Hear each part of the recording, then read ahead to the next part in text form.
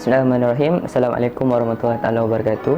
Saya Muhammad Amirul Hakimi, pelajar psikologi tahun akhir. Kebelakangan ini kita mendengar banyak Twitter maupun apa jua media sosial menceritakan berkaitan dengan kesihatan mental yang berlaku terutama bagi mahasiswa dalam tempoh PKP yang dialami sekarang ini. Ramai yang tertanya-tanya bagaimana untuk kita menjaga kesihatan mental ataupun bagaimana untuk kita mengawal tekanan kita sepanjang kita berada dalam tempoh PKP kali ini.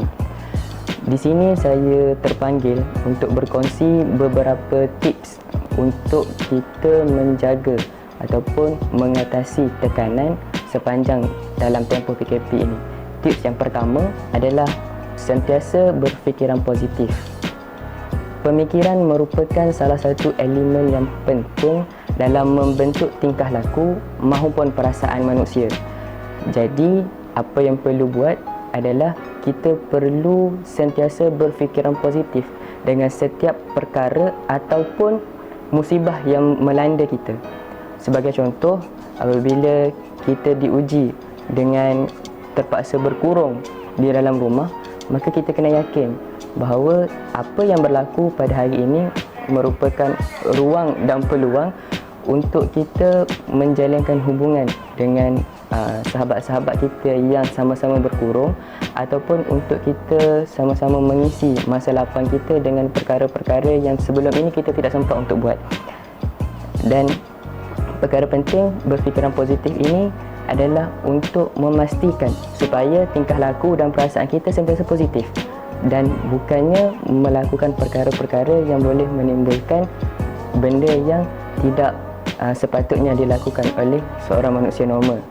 Tips yang kedua adalah kita kena sentiasa berhubung ataupun berkomunikasi dengan masyarakat ataupun orang yang terdekat dengan kita. Sama ada kita boleh berhubung melalui media sosial ataupun kita boleh menggunakan teknologi yang serba canggih ini untuk memastikan kita sentiasa berada dalam lingkungan sosial walaupun pada hakikatnya ataupun pada realitinya kita tidak berdepan dengan sosial. Dan tips yang ketiga yang cuba saya kongsikan adalah dalam kita berdepan dengan teknologi ataupun media massa ini, kita akan menerima banyak berita-berita ataupun kita akan banyak menerima kenyataan-kenyataan yang boleh menimbulkan tekanan maupun memberi informasi. Oleh itu, apa yang cuba saya tekankan adalah sepanjang tempoh PKP ini, bagi menjaga kesihatan mental kita, kita perlu menghadkan ataupun mempunyai limit tentang penerimaan informasi-informasi media supaya kita dapat menghalang informasi yang boleh menyebabkan kita tertekan. Dan tips yang terakhir daripada saya adalah dengan menjaga ibadah, kerana tekanan sebenarnya berlaku apabila keseimbangan antara fizikal, mental dan rohani tidak berlaku.